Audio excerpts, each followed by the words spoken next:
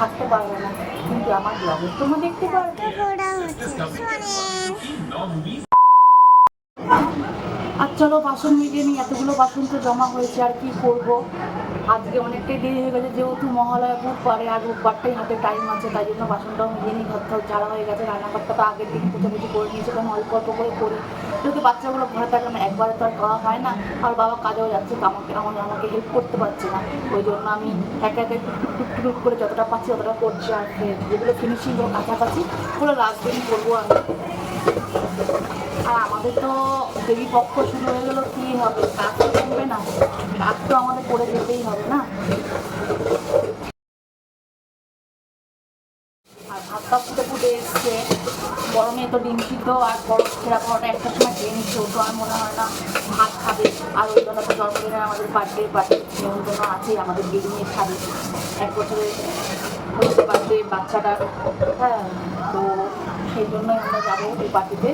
তোমরাও সাথে থাকবে, আমি তো শুধু একা যাবো না, আমি তোমাদেরকেও নিয়ে যাবো। হ্যাঁ, হয়তো সশরীরে তোমার উপস্থিত থাকতে পারবে না, কিন্তু আমার ব্লগে তোমরা দেখতে পারবে। আর তোমাদের সঙ্গে একটু সুন্দর কথা বলতে বলতে আমার কাজটাও হয়ে যাচ্ছে।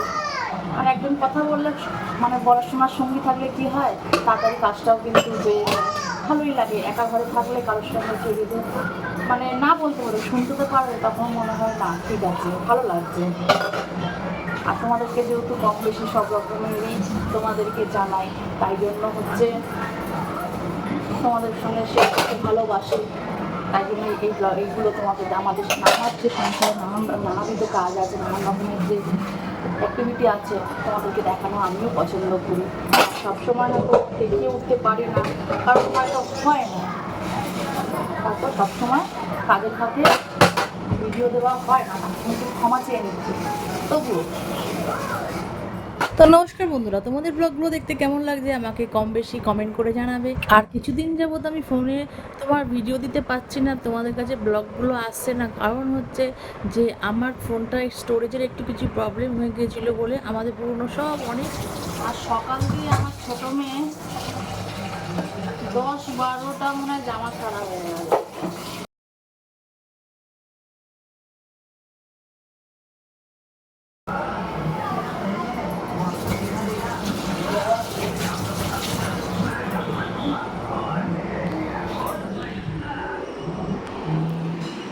আর চলো, আমারও বাসন মাজা কমপ্লিট হয়ে গেছে, আর এদিকে আমার মেয়ে পটি করতে বসে গেছে। কি হয়েছে দেখা, আমি পটি করছি। আচ্ছা আচ্ছা আচ্ছা আচ্ছা আচ্ছা যাই। আর এই যে খেতে বসে গেছে, এই যে এই সবাই পরিষ্কার করলাম, রান্না হয়ে গেছে।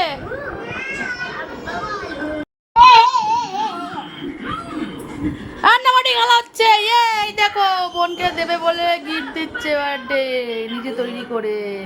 আর আমার মেয়ে খুব ক্রিয়েটিভিটি আছে, দাও খাই। Thank you. আর চলো এখন রান্না বান্না আমার মেয়ে করে খাওয়াচ্ছে। আর যেহেতু আজকে ঘর পোছা ঘর ঝাড়া হয়েছে, রান্না বান্না করিনি, আর আমার মেয়ে ওই জন্য আমাকে, ছোট মেয়ে আমাকে রান্না করে খাওয়ালো, তাই তো।